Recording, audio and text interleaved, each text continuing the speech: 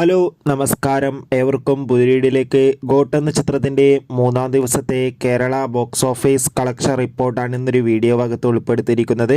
വീഡിയോയിലേക്ക് മുൻപ് video like ചെയ്യുക, ചാനൽ സബ്സ്ക്രൈബ് ചെയ്യുക.